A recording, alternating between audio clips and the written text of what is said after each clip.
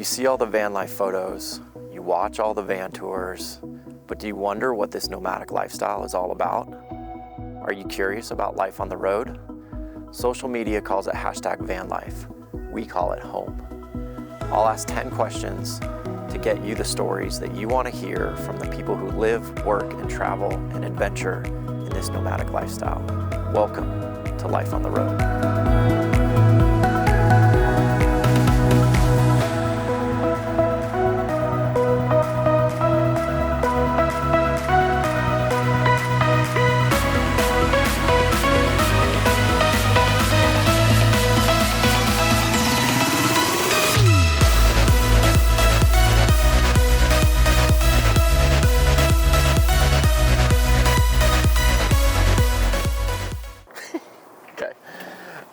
Welcome to another episode of Life on the Road, where I ask 10 questions to get you the stories that you want to hear from her life on the road. Welcome, Christine.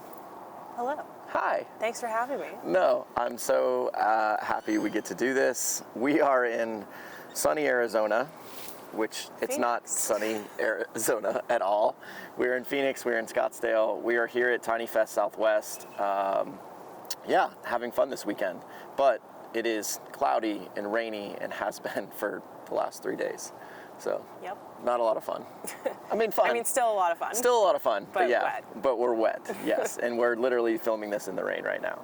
So, as we always start the show, tell us who you are, your name, where you're from, and how long you've been on the road. Okay. I am Christine Reed. I guess I'm not really from anywhere. Where would you call your hometown? Or grew up, or from? Somewhere either Little Rock, Arkansas, or Denver. Okay. You can claim Denver as home. Yeah. You have a place there. I moved to Denver in 2015. Okay. I lived in Arkansas before that. We have planes going by. I know, of course there's a plane going by right now. Perfect. Timing. What was the other question? How long you been on the road? I got my first van in the spring of 2018. So I was full-time for 3 years, and then lived in a house for a year, and then I've been part-time for the last year. Okay. So on the road almost, 3.5 years? Yeah. Okay, that's perfect. It's time to find out about your life on the road. Question 1. What was the beginning moment, cause, or inspiration to live your life on the road? I guess, like probably most people, it was a culmination of things. Okay. We like multiple, long out answers. Yeah, long drawn let me out give answers. you the full story. I hiked a big section of the Appalachian Trail in 2015. Okay. Was this before you started on the road? Yes. Your life on the road? Yeah, okay. yeah. So I had just gone to college, gotten a job, was living in Arkansas. Okay. And I found out about the AT, and I was like, I'm gonna go do this backpacking thing. And I kind of say, once you've left normal society for a period of time, it's really hard to go back. Mm-hmm. So after... Okay, wait, when you said I want to go do this hiking thing, did you have any knowledge of the AT prior? No, okay. I just found a blog about it. Okay. And people were like, hiking the AT changed my life. And I was like, well, that sounds pretty cool. I need a life change. I needed a life change bad. Okay. Yeah. So I went and I did that. And then everyone on the AT that I met was like, I think I'm going to move to Denver after this. And it was just every person. And I was like, what is happening in Denver that people are so fucking psyched about?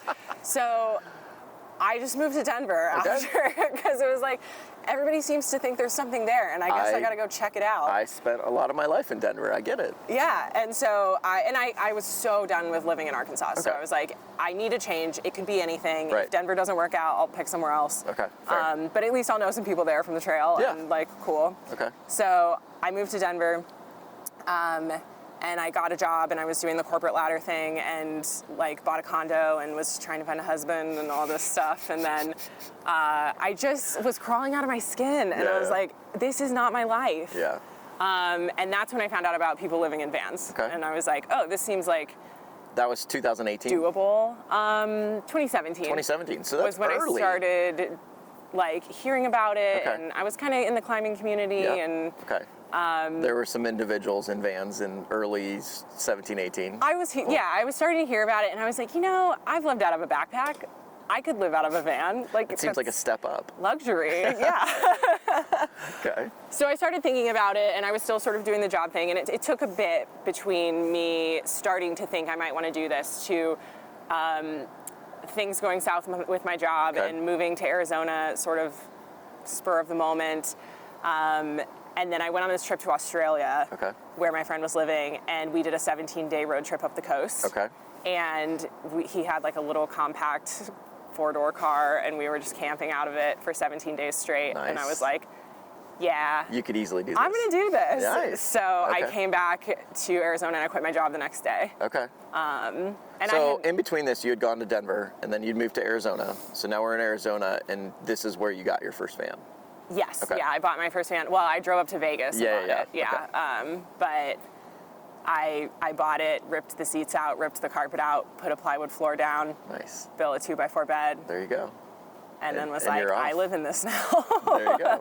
Amazing. We'll get to the rigs eventually, but that sounds amazing.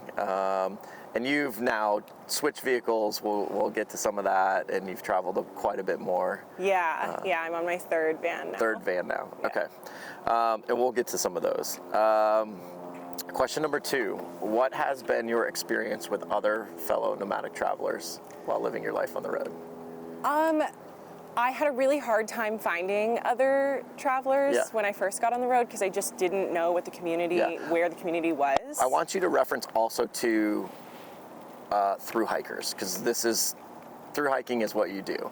And Sure. so like that to me is still a nomadic travel. Okay. They're a yeah. nomadic traveler in my opinion, Yeah. or a lot of them are. One of the things that I found is that the through hiking community, like when you go on a through hike, you are on the trail with these people going the same direction, doing the same thing, Yeah. sleeping in the same places. Yeah. Like the community is so built into the experience. Like it's really hard to go on a through hike and not make friends. Right. Makes sense. Van life is very different than that because you can go anywhere. Yeah. There's a gajillion roads, so many places to stay, Yep. so many things to do. Yep. Some people are rock climbing, some people are hiking, some people are surfing, some people are just like being a person in a van. Yeah. Like there's no one place where all these people are. Yeah. And also they're not all doing the same thing that you're doing. Right, exactly. The backgrounds, where they come from, what they're doing, goals, all that's totally different. Yeah. Exactly, Through yeah. hiking, you have one goal. You're all here doing the thing. Same thing. Right, Yeah. Okay. So it's been a really interesting experience, and in this year I've come to several of these van events, which has been great. It's Yeah. been an awesome experience. We to were both be at Open coming Roads. together. Yes. Did not meet. Right. Weird. No idea how that happened, but that makes sense. So what has been your experience coming to like these van events, meeting other fellow nomadic travelers where your background's really through hiking? I mean, you obviously live in your vehicle and you're experienced on the road, but you've been more of a through hiker and that's kind of your background versus someone who's living in a van, but you Yeah. are living in a van. Yeah, it's been a good experience meeting people who, I think the cool thing about the gatherings is you're meeting all people who want to hang out with you. Okay. Like Yeah. everybody here came because they wanted to meet other people Right. and be in the community Right. and have this experience Right. of coming together. Right. And so it's not like if you were hanging out in Yosemite and saw another van and you were like, hey, van person, I'm a van person too, want to be friends? You know, like we're all here because we want to hang out with each other. Yes, exactly. So for those of us who are like introverts with social anxiety, this is an open invitation to come and like, okay, I'm gonna like hang out and meet people. Yes, we're literally getting poured on right now. It's quite a lot of rain. It's a lot of rain at this very moment. We're going to try and keep shooting, but if it continues to rain too much harder. Do you have an umbrella? No. Oh. No, sorry. I have an umbrella. You do? It's Do you not want to big get your enough for both of umbrella? us. Will that be weird if I sit under an No, umbrella? you can get your Totally. umbrella. We're going to pause. You're gonna For an umbrella cut this break. part out? No, heck no. This is absolutely a part of this. Okay. Only I'm because this just gonna get puffy wet. is my only jacket. Yeah, exactly. And if it gets wet, You're I'll be kinda screwed today. We have to greet the public here in about 2 hours. Yeah, And, yeah. totally different. So, okay, question number 3. What has been your biggest failure and what has been your biggest triumph while living your life on the road? Okay, I would say my biggest failure is in summer 2020, my friend and I went to Wyoming on this climbing trip. Okay. And we were mostly bathing in rivers. Okay. It's not throughout uncommon. this entire 10 weeks. Not uncommon. But a friend of mine had said, oh, you know, there's free showers at Yellowstone. And so we were like, cool, like, let's go to Yellowstone, look at the pools and stuff, you know, like do Yellowstone for a day. Do the touristy thing. And get a free shower, like in a real shower. So we drove 4 or 5 hours in one of our vans up to Yellowstone and got there, and the shower was closed because of COVID. And I think it would have been 9 days since we'd showered. Okay. So really looking forward to the shower in Yellowstone. And honestly, my friend more than me. I was fine. Like, I'm such a dirtbag. I was like, it's totally cool. But he was getting really crabby, and I was like, okay, we're gonna go get you a shower. Like, it'll be fine. And so we drove all the way there. We immediately went to the campground where the shower was supposed to be. The campground was open, but the shower was closed. And I was like, how is this helping with COVID? Yeah, exactly. That's not a very sound COVID practice. It didn't make any sense to me, and and he was so mad. And I was like, okay, how do we fix this situation? And then we ended up like going around Yellowstone the whole day because I still wanted to see everything. Yeah, and you're he was there. Just being like the crabby. It's amazing. Okay, biggest fail, pretty easy. Can't finding a shower. It happens. Your biggest triumph? Yeah, I would say my biggest triumph was when I moved into my second van and I finally figured out how to build making my bed into my routine. Okay. In my first van, like, of course in most vans, your bed is most of the space that you have. Yes. And then when you leave it all, you know, messed up with blankets everywhere, it kind of makes it feel like you live in a dump. Yeah. But I've never been a bed maker. Like, my mom was like anti-bed maker. I have never been a bed maker as well. So yeah. I know it's like people say the organization thing, whatever. I'm very organized, but I just don't like making my bed. So I get it. Yeah. So when I moved into my second van, it was a lot nicer than the first one, and so I was like, I'm gonna really take care of it. Nice. Be very clean and organized. I'm taking care of it by making my bed. And I got in the routine of like always making my bed and always doing my dishes immediately, never putting dishes in the sink. Yep. And I felt like a very accomplished human being. They're right about what they say about the bed making you feel productive. Accomplished? Yes. Like you're moving forward in your day? Yes. Okay, well that's fair. Maybe I should start making my bed, but probably not going to happen. Especially in Althea. No, it's just making that bed. You have plenty of room to not make your bed. But making that bed is so hard. Like it's large, and getting to the access to the back of it, pain in the ass. Question 4, did you start your life on the road as a single person, and what is it like living on the road as a single person? I did. Do you want like the long version? The long versions are good. A big part of van life and also through hiking for me was about asserting my independence. Okay. And I had sort of been a chronically single person through my 20s anyway. Okay. But it was a lot about like embracing that and just being like, I am, still a female van life. So I was single for the first year, a little over a year. Yeah. And then I met my partner who lives in Denver. Okay. And we've been together 3.5 years now. So it's like definitely done some of both. Okay. And also my partner lives in Denver. Okay. And so I still travel single. Yeah. And we are non-monogamous. Okay. So my life on the road hasn't changed that much. Okay. Having this relationship in Denver. Okay. What do you want to know about what it's like to travel? That's your call. You tell me what your experiences are like on the road or from someone living single on the road, but in a non-monogamous relationship. I think that's interesting. Sure. It's like if a woman was asking me this question, I would definitely assume they were asking me about like safety and fear and like, are you nervous about being places on your own and like blah, blah, blah. Yeah. And that is a conversation that, I don't know, could go on for hours. We have lots of those conversations. Solo female travel is spoken about a lot in this community. Totally, yeah. And I think those conversations are important to have. And I also don't think I have anything to contribute to them that hasn't already been said. Okay. But, I mean, yeah, I've had scary moments. I've pulled up in a place where I thought I was going to sleep and had some guy walk by and look at me and I was like, nope, leaving, driving away. I had a guy holler at me across a parking lot in a truck stop, asking me if I wanted to take a shower with him Okay. at 6 in the morning. And I was like, bro, Yeah. no, what is wrong with you? He like wouldn't stop. And I yelled, if you speak to me again, I'm calling the police. Right. And then he Holy cow. acted offended, which I was just like, Wow. I don't understand Yeah. how you could possibly think this is appropriate behavior. Yeah. Like what in your right mind would Yeah. say do this to Do somebody? this and it's okay. So yeah, I've had those experiences Right. for sure. Right. I've also been woken up in the middle of the night by a sprinkler hitting the side of my van, and That I would scare thought the somebody shit was out of me. walking by and tapping. Yeah. That scared the shit out of me. I imagine, yes. You know, and as a woman traveling alone, like I do take my safety seriously, and Yeah. I'm very cautious about where I camp, and Right. you know, I use all the same apps as everybody else, but I Yeah. also will almost always text friends Yeah. who I know have been here. Like, you know, I have a friend who lives in Arizona in a van. Right. And so I said, hey, where do you stay when you're close to Phoenix? Right. Because I think recommendations from people who have the same concerns you have Yeah.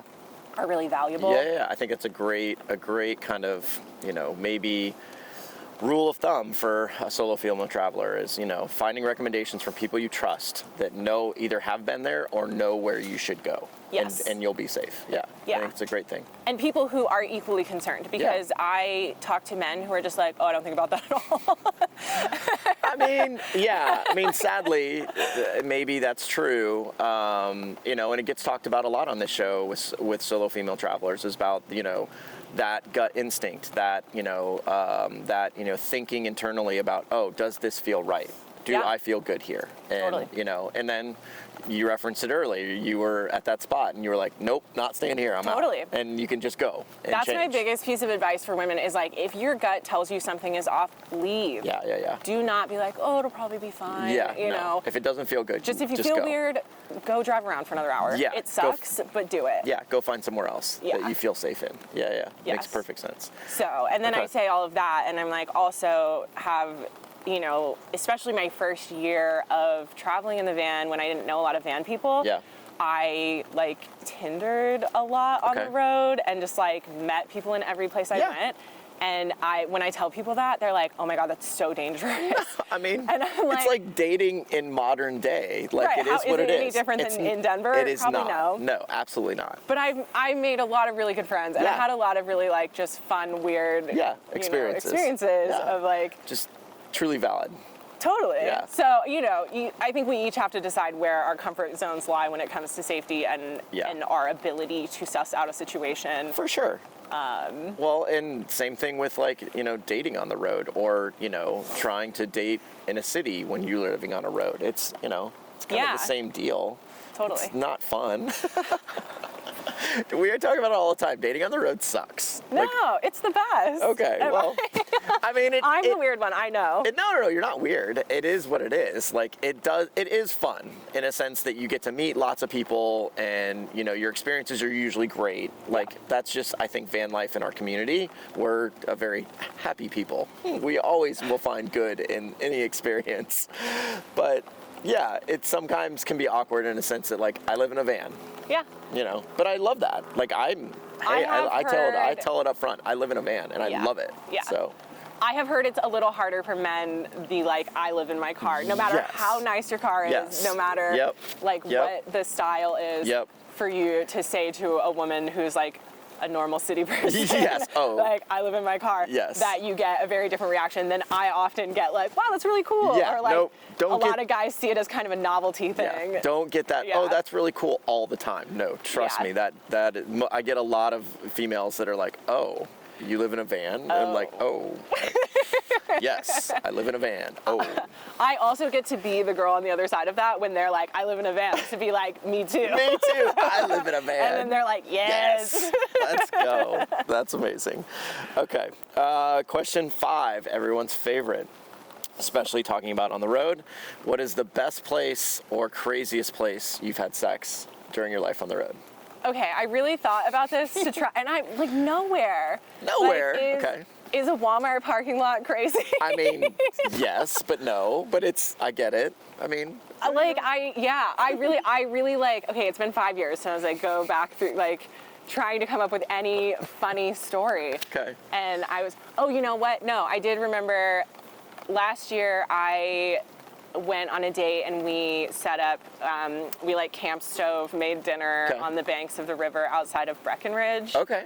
And then That's a good spot. this guy like played guitar for me, and we like set up a crash pad, and I was like lounging on the crash pad. The And playing guitar got you. Oh my God. Guys playing guitars.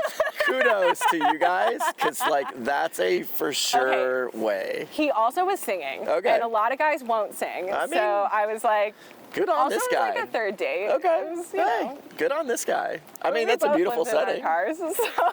That's awesome. I mean, I know that river in Breckenridge. I know that spot, that kind of general vicinity. Yeah, it That's, was nice. It's a beautiful spot. Yeah. Nice. Okay. I love it. It's not crazy, though. No, but it's a beautiful place. Yeah. Yeah. And then the Walmart parking lot. Also, yeah. Not so beautiful, but maybe that's the crazy Sometimes place. it happens. Sometimes it happens. Exactly. Okay. Question number 6. And I love this question for you, and we're going to talk a lot about this. How do you make money while living your life on the road? I've been through a lot of phases. Yeah. Yeah. So when I got my first van, I had saved up quite a bit of money from my job, and so I was just Coming from the corporate world. yes, Basically. Okay. yeah. And so I was just like blowing and going the first year. And during the first year, I decided I was going to write a book. Okay. And so I started writing the book, and of course that doesn't make any money at all. For until a book actually exists. And it's amazing. I have yet to read it, but I'm purchasing one today, and it will be in the van for sure. Yeah, so the first, once I decided I was going to write the book, then I needed to continue to have free time to do that, but it wasn't making any money. So I took on here and there some freelance work. Okay. I got my woofer certification at the beginning of van life, and because I was like, I'm going to be a backpacking guide. And then I guided one trip, which was an amazing experience, and then COVID happened. Where was the trip guided to? Grand Canyon. Grand Canyon. Okay. Yeah. Nice. Yeah. Which is one of my favorite spots. Yeah. So I did that, and I thought I was going to become a guide, and then I got this contract going with the guiding company to help them do social media and website and all of that. And then COVID happened, so then there was no more guiding trips, no more social media work. You're like, what do I do now? And I didn't qualify for any unemployment because I hadn't been working, Right. and then it was a nightmare, Right. honestly. Then the second year, I sold the condo that I had bought In Denver. Yep. And so then I had that money to live on. Okay. And I was still taking small work here and there. And it wasn't really until like 2020, late 2020, I worked retail in Denver for a season. I've kind of done everything. That's just I'm out of money. And now I'm working on a second book, but I'm book touring. Okay. So here at this event, I'm selling books. Yep. I have t-shirts and stickers, a few other merchy items. Yep. And then other than that, I'm just freelancing. Okay. So it's sort of a little bit of everything. Well, let's talk about the book. We skipped over some of that. Oh, okay. And I want to talk about the book itself. I want to talk about your writing process, how this came about. Let's talk about the story. We can talk about it now. This is a good segue. So, Cool. Let's talk about the book. Sweet. Yeah. So I moved in my first van April 2018. Okay. I was tooling around and having a hard time connecting with the community. Okay. And I had done some 18's hiking. somewhat kind of early. It's not early in van life. Van life's been around for a while, but before it became hugely popular. Sure. Yeah. I think I was on the front end of the wave. Yes, for sure. And I just didn't know where people were. And I also didn't have Instagram back then. Yeah, And interesting. didn't know It's- how to find people. It's honestly, it's probably where most people discovered van life and Instagram. fell in love with van life or the theory of van life, which what we'll talk about. But yeah, okay, that makes sense. So yeah, I hadn't plugged in to the communities at all. Yeah. And so I got to a point where I was just feeling super lonely, and I came across the Wonderland Trail in Washington, doing a day hike with a friend. Okay. And I thought, hiking has sort of helped me figure things out and find So community. let's say what the Wonderland Trail is, so that people know. The Wonderland Trail is a 93-mile loop that goes around Mount Rainier in Washington State. Yeah. So a friend had called me and said, I'm going to Mount Rainier to do a day hike. You should drive up and meet me. Okay. I was hanging out in Portland. Okay. Portland is sort of a vortex to me, and I had gotten there with no intentions of I had my woofer there. Okay.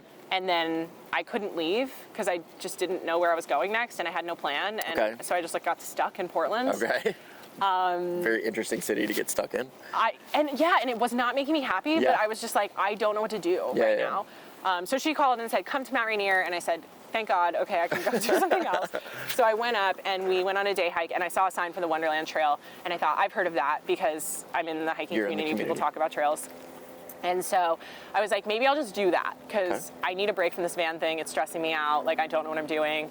And so I Googled Wonderland Trail, and it was like 93-mile trail. And I was like, got it. So I went to Seattle, bought some food, and I figured out how to get a permit. Okay, so talk about the decision to do the Wonderland Trail to when you actually started the trail. Okay, 3 days. 3 days. I love it. Again, you're an experienced thru hiker. You have experience on the trail, so that wasn't an issue for you. But it was more like, this is what I'm going to do, and then you're doing it. Yes, I saw the sign and I was like, I should do that. And I Googled it and was like 100 miles, and so I thought, logistically, that's not much to plan. Okay. My friend who had invited me had a friend in Seattle who had attempted the Wonderland Trail the year before. Okay. And so I called her and I was like, hey, how do you do the things? Right. And she was like, blah, blah, blah. And so I went. Okay. So I went and got the food and I got everything sorted and set up. And then they have a heavy permitting system for that trail, but they save 30% of the permits for walk-ups. Yep. So I just showed up. It's awesome. And they gave me a permit. So no big deal. What date and time was this? I think I started August 1st. Okay. Of 2018? Yeah. Okay. All right. So talk about that experience getting to this product. Okay. So the reason I went on the trail is because I was lonely. Okay. And sad, and I felt dejected. Okay. And I was having all of these what's wrong with me thoughts. Yeah. Like, one, why does anyone want to date me? Why am I out here alone? Yeah. Like, why? And there's always like deeper levels to those questions, right? Like the real questions I should have been asking were, why am I pushing everyone away? Interesting. Okay. But I didn't recognize that. Sure. I thought everyone was rejecting me. Okay. And so I was like, the trail is a place I have felt in community before. Yeah. And so I want to go at home. experience that. Yeah. And so I went out, I hiked for 11 days. Okay. I talked to lots of other hikers. Okay. And I very bluntly asked a bunch of them, are you lonely? Because It's such a great question in this community. I just felt like the only person who was like drowning, you know? Yeah. And I'm like, okay. Did you find out you were not the only person drowning? Of course. Yes. Yeah. And it's like so many of us in this, in the nomad community. Yeah. And the hiking community, and in a lot of outdoorsy realms, like we do these things. Climbing community, yeah. Totally. There is a level of like independence seeking Yeah. that I think fuels a lot of us to do this stuff. For sure. And when you are like voraciously seeking independence, you find yourself lonely often. Or you find yourself alone often. Yes. You know, so again, it gets talked about a lot on this show, and we talk about it with nomadic travel with a vehicle. You have to learn to love to be alone, because you're gonna be alone a lot. And you have to find comfort in that. You have to find happiness in that. And sometimes that's hard for people. And also knowing where the balance of like, I'm alone and this is productive and good for me and I'm enjoying this versus I have tipped over into like despair. Sad. Yeah, I'm sad and lonely. And I need to go find connection and being able to consciously say like, it is time for me to go find somebody to be in space with. Okay, and so ultimately, as you're doing this thru hike and you're traveling and walking these 93 miles and you're asking these questions, did you find that in the process of? I did. The connection that you were maybe kind of searching for? Yes, no. Okay. Right? Yeah. And I had a lot of really interesting interactions with people of all degrees, right? I was in a national park. Yeah. So there's areas on the trail where you're walking where a gajillion day hikers are, right? You're just General passing public's random just people. walking. Yes. Yeah, exactly. So my interactions with those people versus my interactions with other people who are hiking the trail, and like employees in the park, and just every human, like I was just so in tune during that whole experience of like how other people are perceiving me, reacting to me, and how I'm perceiving them, and like what's going through my head during these experiences. And I really thought it was such a powerful experience to just ask other people how they were feeling. And validate my own experience, you know? I mean, I don't think you did it to validate your own feelings. You were genuinely interested in others, it sounds like, for sure. Right. I wanted to know, like, are we all experiencing this thing that we're not talking about? And like, do I maybe not need to feel so much shame about being lonely? It's such a wonderful thought, and to like openly talk about it is, I think, amazing. It was, and since then, every time I'm at something like this, I talk to people about it too, because I'm like, I know what it felt like to feel like I was the only person who was feeling this lonely. And if any person had ever been like, are you super lonely? To me, that would have been very impactful. You would have remembered that. So I do want to open that conversation. Well, then let's talk about the writing of this. No, you haven't. No. It's perfect, because it's a lead up to how this came about, which is what I love. So by the end of the trail, I had been talking to people all along the way. On the very last day, it rained like this all day long. It's pouring right now, which is amazing. But it was the Pacific Northwest. Yes, so, this is Arizona, where it's supposed to be very sunny. Expected. So I ended up sitting the second to last day on the trail. So because you have permits, they tell you where you're supposed to camp. So I'd gotten to where I was supposed to camp. It was like 2 p.m. So you had a lot of time. I had hours to sit there and do nothing. And so I ended up sitting in my tent reading a book pretty much the entire day. And when you're in that kind of aloneness, like there was no one else at the campsite. It was just me listening to the rain. I read this book front to back. Then I was like, do I read the book again? I have literally nothing else to entertain me.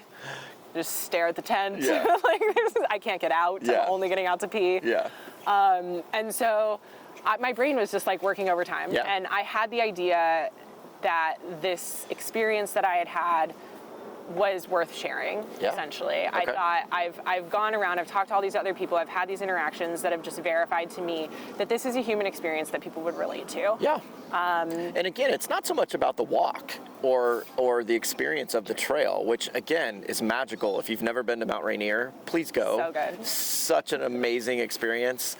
The concept of she is out, I love, in reference to the mountain. It's a Seattle thing, or it's a Pacific Northwest thing, Washington thing. But if you've never been, please go. It's a beautiful experience. But again, this maybe wasn't about the trail. It was about your thoughts and feelings and how you were feeling. It's about the human experience. And it's really an exploration of the search for independence and that loneliness that we run into. And I had the experience, and I thought this is something I want to share because of these conversations that I've had. And so I knew on the last day of the trail that I wanted to leave and write a book. And so in my extreme minimalism, I didn't own a computer at that time. I can completely see this very clearly. Yes. My parents tried to give me a laptop for my college graduation, and I was like, I'm not in college anymore. What do I need a laptop for? Absolutely love it. I absolutely love it. So I went to my dad's house and I got the laptop they tried to give me for my college Hey, you know that thing you tried to give me a long time ago? I kind of need that now. It has just been sitting for 3 years. There you go. So I got this laptop and I started writing. And over the course of the next 2 years, while living in a van and traveling around and doing a lot of like fun adventure things, was writing this book. So talk about the length of time. You finished the trail, picked up your laptop at your dad's, to when you started, to when the book was finished. So from the day I said, I'm going to write a book, to the first time I held a book in my hands was 2 years and 4 months. 2 years and 4 months, And that process? I love to compare I was gonna through say- hiking to writing a book. Okay. This could be interesting. I love this. Because when you start, you're like, I'm doing the thing. I'm so excited. Yeah, This is amazing. so easy. And then, you know, the shine wears off quickly, and then you're like drudging. You're like, I'm writing a book. It's the same thing as yesterday, same thing as the day before. Okay. Every day I get up and do this thing. Yeah. And then at the end, when you're getting close to the end, there's this like super high of like, it's Amazing. happening, it's almost here, It's cute. you know? Okay, that's a great analogy, actually, in a sense. That, and again, I've never written a book, but I imagine that to be true, where you go through these like lulls of like, God, this is so taking forever. I've got so far ahead of me. I'm chapter 2, and I'm only a quarter of the way through the story, and then I imagine that to be, you know, very difficult, actually. Yes, totally. And a worthwhile experience. Okay. Similar to through hiking. There you go. But yeah, so as you know, writing a first draft, reading the whole thing for the first time, editing. Yeah. So there's a lot of self-editing, and then I have 2 best friends who are amazing and both very literary and like book readers. So they were my first editors, or like beta readers. Yeah, we were chatting about this last night, and a friend of ours asked you how many times you had read the book before it was done. Yeah. And your answer I thought was very surprising. Like, I thought it would be way more. Really? Yeah. Okay, no, I think I read the book cover to cover between 10 and 12 times. Okay. But I had probably 20 other reads by other people. Okay. Through the process Gotcha. too. Yeah. Okay. So yeah, I had my friends edit, I had strangers edit, I had professionals edit. Right. I had a graphic designer create my cover. Yep. I actually went back to Mount Rainier to take photos. Nice. Okay.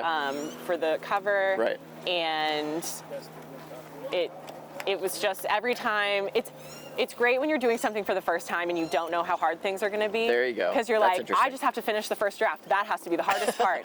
And then you get done with it and you're like, I have to edit this for the next year, basically. and then you're like, wait, this is just as hard as writing. Yes. And then you get to that and it's like, okay, now I have to figure out all the logistics of turning this into a book. Yeah.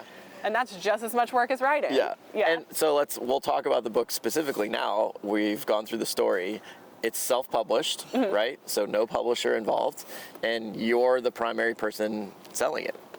Yeah, at the end of the so day. I have a distributor, Okay. and so it's available all the places books are sold. So if you went into Barnes & Noble There and will said, be links I want this book, they can everywhere in the show notes for the book, how to get it.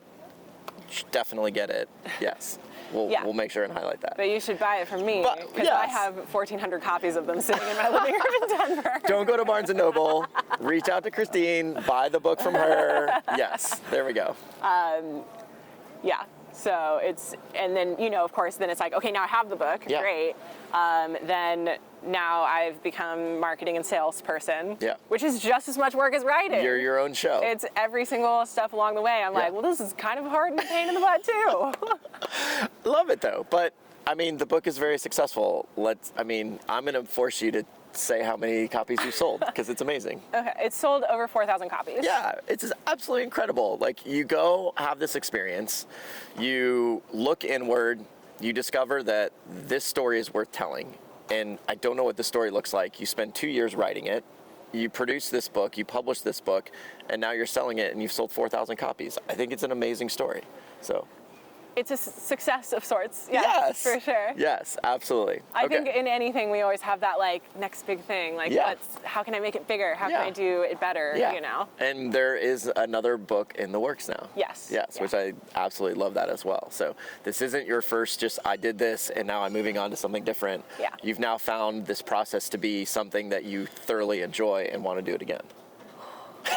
Thoroughly enjoy may be a stretch. It's type 2 fun. Okay, yeah. Which we all are Which in this everyone can lifestyle. relate to. Yeah, exactly. We may, not everybody may be, crazy climbers or crazy riders or whatever in terms of skiers, in terms of type 2 fun. But we all have that in us a little bit. Yes. Yeah, living this lifestyle. Yeah. So I can appreciate that. Okay. Question number 7. What is your vehicle? It's kind of stopped. My camera seems to still be working, even though it's been rained on for the last 40 minutes. Great. Yeah. So, kudos to Nikon Z9, amazing. What is your vehicle? Who built it?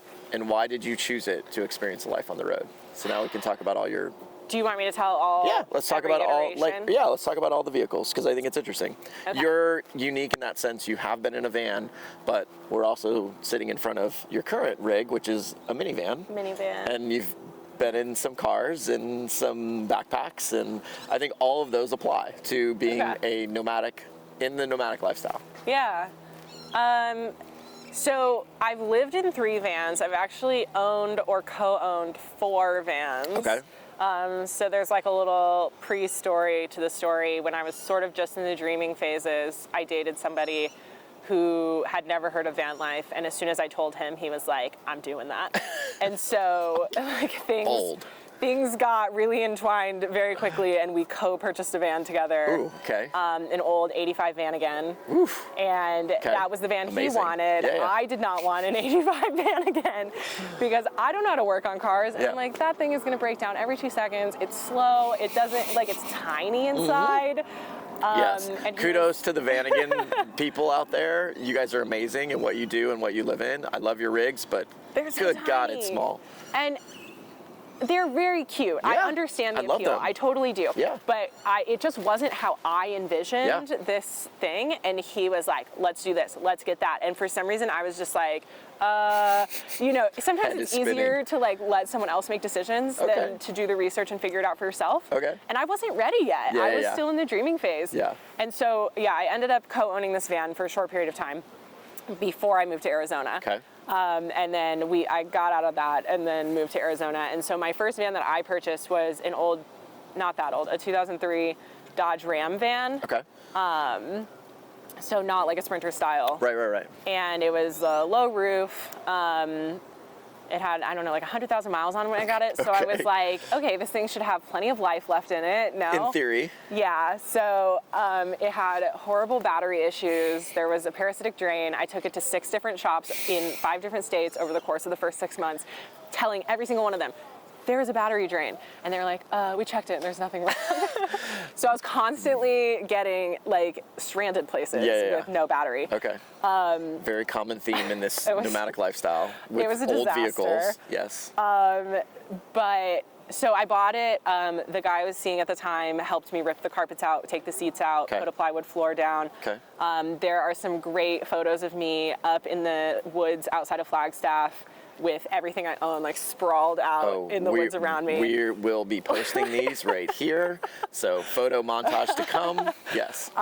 With just like tools that I don't know how to use, like trying to put the thing together, you know. And so I ended up with essentially a floor, a 2x4 bed platform, and then this weird cabinet that I'd gotten at Goodwill for clothes and like bins under the bed. Okay. And a refrigerator that I never could quite get to work with the solar system that I had set up. Okay. So just a dead refrigerator. Okay. And I lived like that for a year and a half. Okay. Was there more about each? What was? Yeah, you can talk about the next rig. Like, so that was this is van number 2. We're on to van number 3. Yeah, so I was in that one for a year and a half. Okay. My dad was like, were you primarily in the West or in Arizona?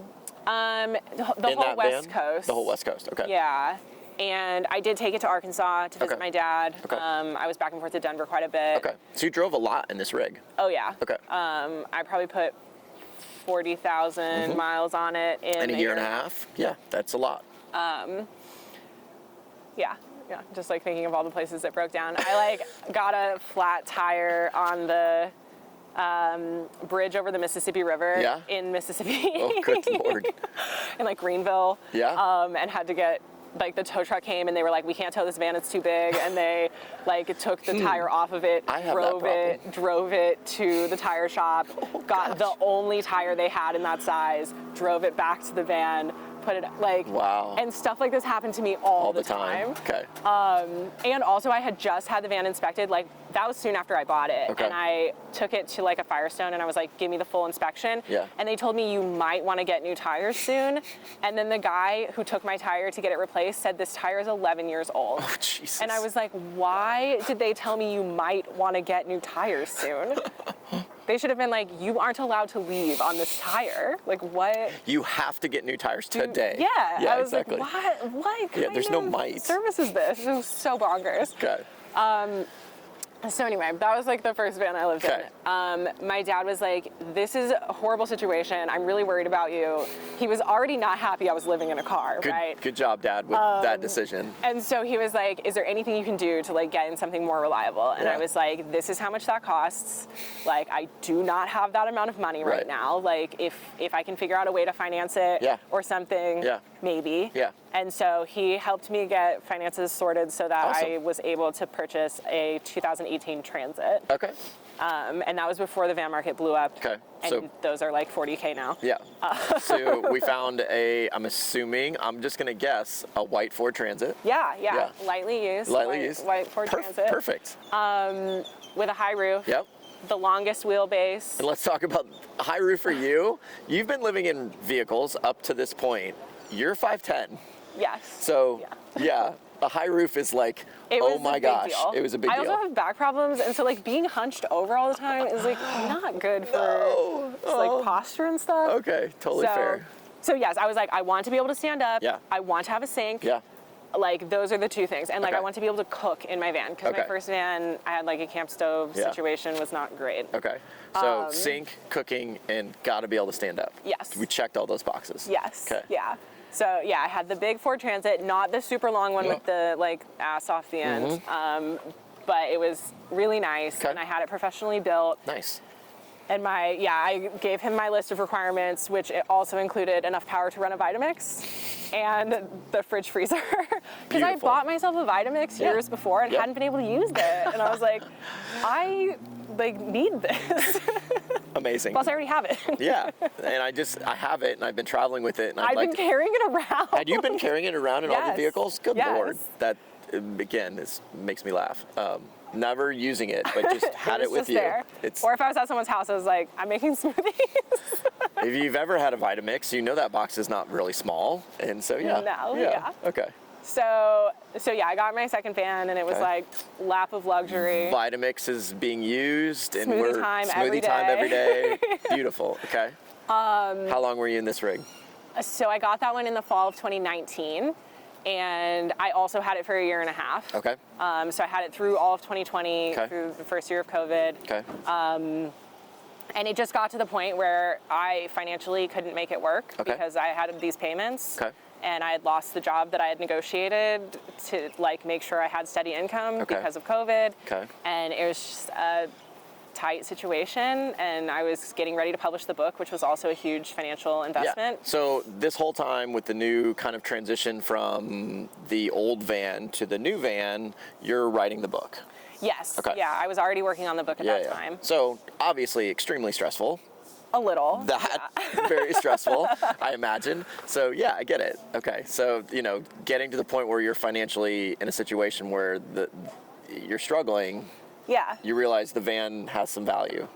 Yeah. I was like, at this point, this is the only asset I have. Yeah. And unfortunately, if I had waited another 6 months to sell it, I probably would have got a lot more money for it because I sold it January of 21. Okay. Or maybe December 20. But right as things, like people just weren't sure what was going on, and people were buying vans, but not knowing what they were going to do with them. A lot of people were trying to move back in places after being on the road. Yeah, the van life craze had kind of started ramping up at that point. Like, obviously COVID really, I think, spurred that on. Yeah. Like, and accelerated that to a degree nobody could have anticipated. So, yes, I mean, honestly, it was part of the impetus for me designing Althea in 2020. Yeah.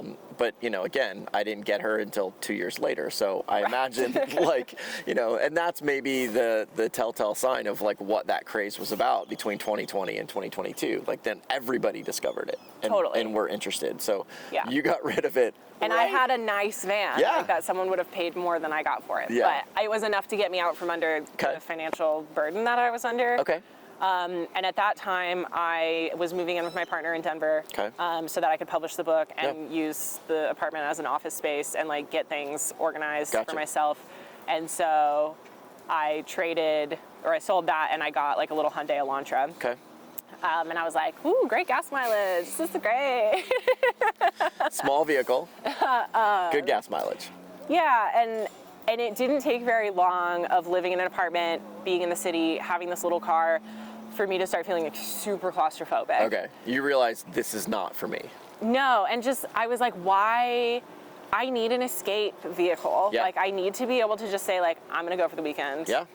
And go to the desert, go to do whatever. Like, in Denver, you're so close to so many things. Yeah.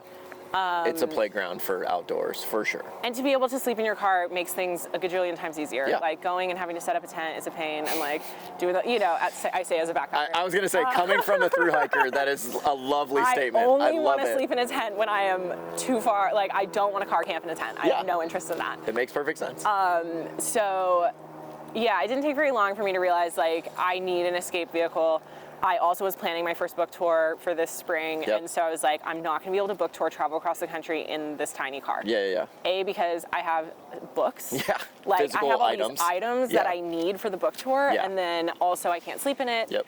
I don't have enough money to just be like staying in hotels. Yeah. So not that type of book tour. No. So I lovingly refer to it as the Dirtbag Book Tour. So I beautiful. I love started it. looking into minivans, and I was like, why didn't I think of getting a minivan to begin with? Yeah, okay. Like, why did it not occur to me when I sold my van to buy a minivan? So we have arrived at... So now I have the Mazda 5. There we go. Smallest minivan on the market. Yeah, which is amazing because it does fit you. You do sleep in this. I touch my head against the ceiling on the back, and then my feet are tucked into the crack between the passenger seat and the end of my bed. It is just big enough to fit a 5'10" woman in a Mazda 5. Yes. Okay. Fair enough. Yeah. And it's amazing. And how long have you been in this? I think I got it in March. So okay. It's, 9 months. Okay. So this has been kind of the book tour, the Dirtbag book tour vehicle. Yes. Okay. Perfect. Yes. And I also built this beautiful platform with the help of a friend. Nice. Okay. And that's about all the building that's going on in there. Yeah, just a platform. There's just a bed. Gotcha. Okay. Question number 8. What is your best bathroom? Number 1 or number 2? Story from life on the road. Okay, can I tell the toilet story? Yeah, please do. Sweet. This was amazing. So in my second van, I had one of those Thetford, like small toilets that has just like the compartment for waste. Just so before we start, this story has been told by other nomadic travelers, just so you know. So I'm not the only person this has happened you're not, to. and again, people will probably comment about my dislike for, these types of toilets, but I'm a giant fan of composting toilets. This is why I'm a giant fan of composting toilets. Please. I'm sure among other reasons. Among other reasons as well, but please tell the story. I love it. It's absolutely amazing. So I'd gotten this toilet, it was pretty new, and you put the caustic blue liquid in the bottom to like break things down. Yes. So it had that in it.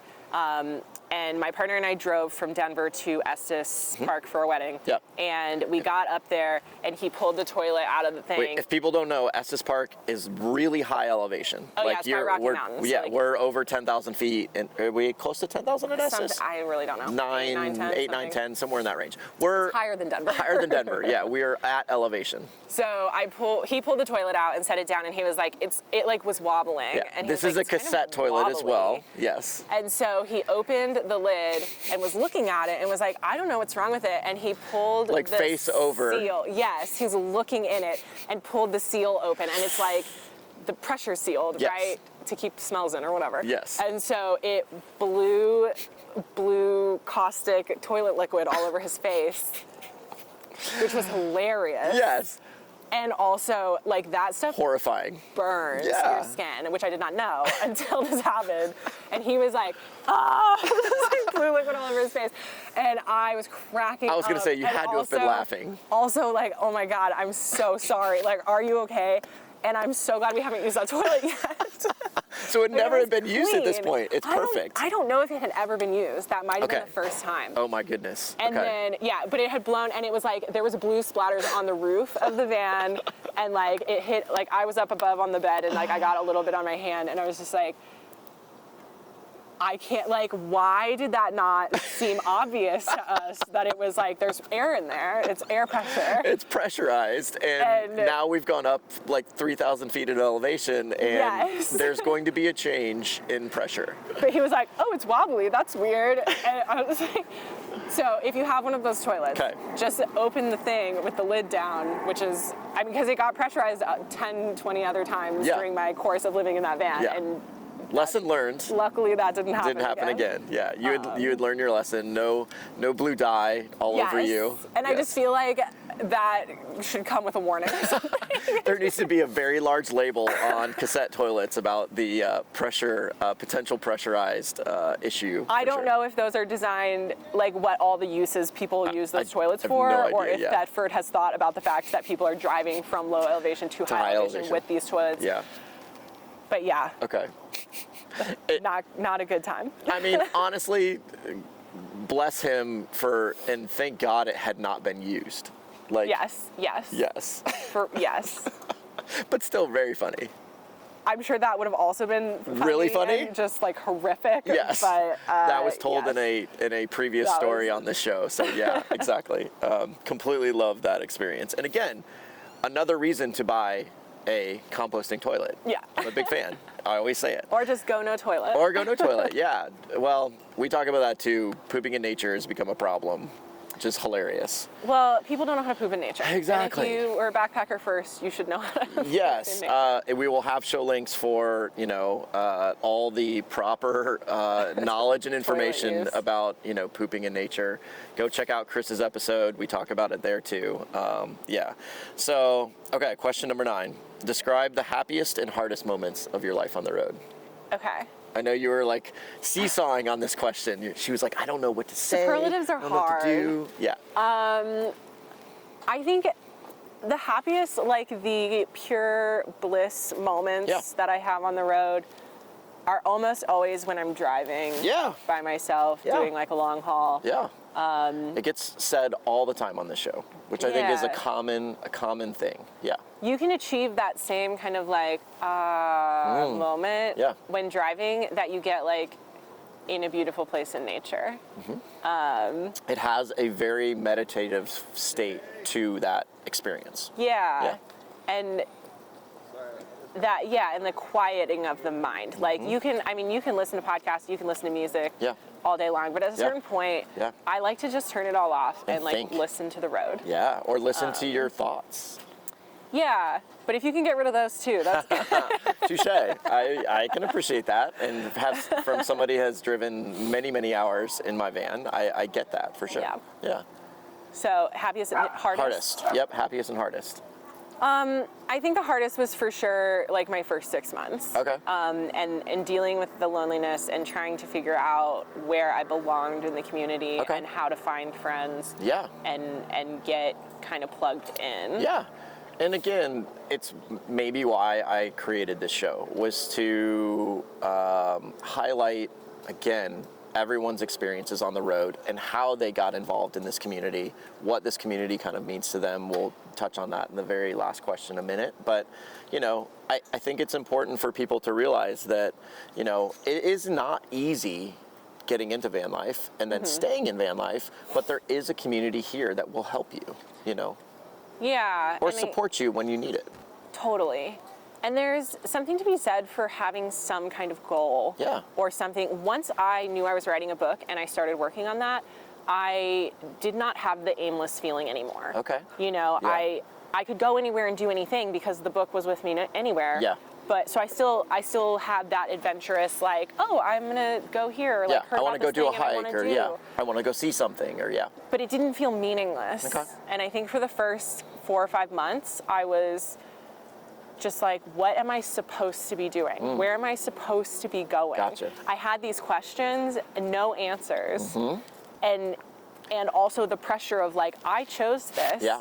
Now what? Like with a lot of people's disapproval. Yeah. And so I can't be like, I don't know what the fuck I'm doing. But honestly, like, again, it's I think people that are thinking about this lifestyle or getting into this lifestyle have that same question. Like, again, the reason why I created the show, there's a million van tours out there. You can watch everything you need to know about how to build a rig. Yeah. The question is, when that rig is done and you get in the van, now what? Yeah. Yeah. And it's one of those things where, you know, I'm hoping these stories help someone down the road at least shed a little light on what it actually is like to live on the road. We're not going to answer all the questions about how and what and all those types of things. You will figure that out. But there is a community that's out here that is willing to help and wants to help and wants you to be a part of it. Totally. And so if you're living in a rig, if you're living in your car, if you're in a van, if you're in some crazy rigs that are out here right now today, this community will welcome you. Yeah. You know, and you'll be a part of it. So, and you found that ultimately. You're dripping on you. I got a drip. I did, yeah. And I can't tell you how many people I have seen come and go from the van community over the years. And I think one of the biggest misconceptions is that this is like fun all the time and it's so glamorous and you see all the beautiful things. And it's like, it's hard. Yeah, there are things that are hard. The last question is literally built for this conversation. So, you know, do you want me to just wait? And you No. We'll roll right into it. So question 10, the last question is, you know, in your own words, how would you define #vanlife, which didn't have Instagram for a minute. Yeah. And then give a piece of advice for somebody wanting to live a life on the road. Yeah, I think maybe I'll answer the question backwards. My biggest piece of advice is to know what you're trying to accomplish out here. Okay. And start with a goal. That can be anything. Yeah. If you want to see all the national parks and you're going down the checklist, great. If you want to quit your job and like be free of the location that you were in, great. Like there's a lot of different, you know, if you want to be a content creator, if you want to write books, if you want to, you know, people code or do whatever, like whatever it is that you're doing, I just feel like you need to have some sense of purpose. Right. And I don't think that advice applies only to van life. No, right? no, like, it's this true. is what gives us fulfillment in any life. Yes. But I think in van life, it is perilous to be as aimless as I was in the beginning. That makes sense. And if all you've done is idolize this idea of being in a van, you're very quickly going to realize it's not as fun as you thought it was going to be. If you're running away from problems, those problems will follow you into the van, 100%. Sure. Like, so having a goal, having an objective, having something you desire is, I think, good in pushing you further down into van life or further into the community, maybe. Yeah, and a process of sort of understanding that like you are moving your life into a van. This isn't vacation. Yeah, exactly. Right? Yeah. Unless you were using it for vacation, but like that's not van life. That's not van life. Like if you have a weekend rig, totally that's different. going on vacation. Yeah, exactly. That's like 2 days in nature, and then you're back in a city. Right. We live in these vehicles full time. Like, you know, we travel in these vehicles full time. I'm not full time at this particular moment. Yeah, but But my last trip was 2.5 months, and that's a very different experience. And I'm working. Yeah. I'm, you know, when you get to the point, it's kind of like it's not a through hike until you've had 3 resupplies. Like it's not van life until you're like doing laundry at the laundromat, until you're having to empty your toilet. Like exactly. Like, so again, talking about like, and let's roll into the kind of hashtag van life. And again, it's a question asked very tongue in cheek in a sense that like we all know it's not. We know it's not glamorized, or our life is not all. You know, somebody previously put it sunshines and rainbows. Like that is our like van life is hard. And people need to know that. I would say hashtag van life is the glamorization of van life. 100% it is. And living in a van is like getting asked if you need a place to stay by your friends, right? Like it's this, it's like that pitying look that someone gives you when they see You've made it that when your friends go, hey, do you need a place to to shower? Yeah. It's like the representation of truly living in your van is when people are like concerned about you. Yes, and then your response is, no, I'm good, I'm fine. Great. But I would like a shower. Like if you're offering it, I will take it for sure. So that's amazing. Like, can I buy a pint of ice cream and then put half of it in your freezer for tomorrow? Because my freezer really won't keep it cold. So yeah, can you hold this for me? Like I'm really loving ice cream right now, but I can't keep this. Yes, yeah. So it's like, I think, you know, the experience of truly doing the thing is all of those little things that are like, shit, I didn't think about the fact that I was going to have to deal with emptying my toilet. Yeah. Or, you know, and when I talk about my first hiking experience, I say I was prepared in that I was carrying a raincoat with me, but I was not prepared for the experience of being rained on. And being wet for days on end. And like van life is like that, right? Like you have the toilet. you're ready. Yep. But have But you then used that toilet? It's like, oh, Have you what is cleaned the that full toilet? process of using this thing? Yeah, exactly. So there's lots of things you can Google and be like, oh, I, learned all about solar panels and like figured out how to do that. But like, guess what? 6 months after I got my big van with the solar panels on it, I took it to my friend's shop and I was like, something's wrong. And they got up there and they were like, your solar panels are dirty. Yeah. You did not know to clean your solar panels. Yes. And I was like, oh, that makes this sense. is totally obvious. I get it. No, and again, these are experiences that I don't think get told all the time. And I'm so glad that, we're having this conversation and more people hopefully will get to learn about like what real van life is all about. Instagram it's not fake. I hate when people say Instagram is fake, because it's not. Those photographs that people take in these environments are very real. Sure. We go to these places. There are beautiful moments. We go to these places, they're beautiful moments. But real van life is hard. Day-to-day life in a van, in a rig, is not easy. So, and we have like planes buzzing us right now. Scottsdale Airport's like right over there. Oh, is that right? Yeah, it's like literally like right there. But yeah, it's not an easy lifestyle, and that needs to be known. But it is a very rewarding, beautiful lifestyle, and this community is wonderful. Where we're at this event is amazing, and all these people that we've hung out with the last day and a half have been incredible, and today will be a lot of fun if it doesn't rain. I think we're in the clear. Yeah, I think so. It stopped.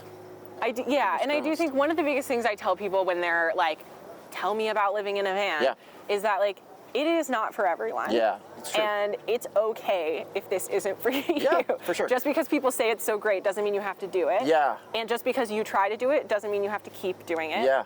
And I've seen a lot of women specifically get into vans and then have a really hard time getting back out, even though they want to, because they feel pressure that they've now like committed. Become this person and they have to stay with this identity. And I think there's a huge lack, number one, in people sort of like test driving the experience. Yeah. And which is silly because like, there's so many rent companies. A van. Rent a van, stay in it for a week, 2 weeks, like do it for a while, because that will really tell you if you're cut out for this. And I think for me coming from through hiking, I sort of had an idea, like if I can live out of a backpack for 3 months, like I can live out of a van. Yeah, like that's not luxury. that different, right? Well, in a previous show, someone gave a similar piece of advice in a sense that like, until you're really excited about the idea, until you go, oh my gosh, that is what I want, then do it. If you're like, maybe, I think I kind of like that. If you're on that fence, it's wait. probably no. Well, and it may not be no, but just be patient and do a little bit more research. Understand exactly how you feel in that situation. Understand exactly what that potentially could be like for you before you commit. And then once you're excited and you're like, yes, I know what that feels like now, I want that, then go. But okay. Those are all of your questions about your life on the road. Thank you so much for having this conversation with me. This was great. I really appreciate it. Like, I'm so glad we get to show everybody your book. There will be tons of links on where you can buy the book, obviously. And actually, shoot, I've been doing this so much lately. The shamelessly plugging yourself. Okay, normally we do this at the beginning of the show. Completely my fault. Please shamelessly plug yourself where everybody can find you. Social media, wherever you want people to find the book. Cool. We'll put it all out there. So on Instagram and TikTok, I am Rugged Outdoors Woman. On Twitter, I am some terribly abbreviated version of Rugged Outdoors Woman. And then my website is aloneinwonderland.com, and that's where you can purchase all the things, books, other things from me. And that's also where I have links to other podcast interviews that I've done and other shorter things that I've written. Perfect. And we will have all of those links down in the show notes below, so please check them out. Go buy her book. I'm going to read it. I literally am going to buy it today. It will be in the van. I will have read it. You should add a review after you've read it to this. 100%. We will absolutely do that. So, and maybe we'll do a re-interview after I've read the book, and we'll talk specifically about the book. That'd be amazing. Party. So, thank you so much for doing this, and we'll see you guys on the next episode. So, thank you. I will eat my food, clean my pot, and be in bed. People are still waiting for their water to boil. Exactly. You can stare at that camera. You can look at that camera. You can look at me. It doesn't matter. Okay, maybe I should have watched one of your videos. Now I'm like... Okay. So if I pause for a really long time, it's just gonna be like long pause. It'll just be a long pause in the video. Awkward. Okay. That actually has been said before. So. Yeah. Well, great. It's not even original. Good job. See. Thank you. Yeah. For the general public come in and swarm us. Yeah. Talk a lot more. I hope there's a million of them. Sell some I need books. to sell some books. Yeah.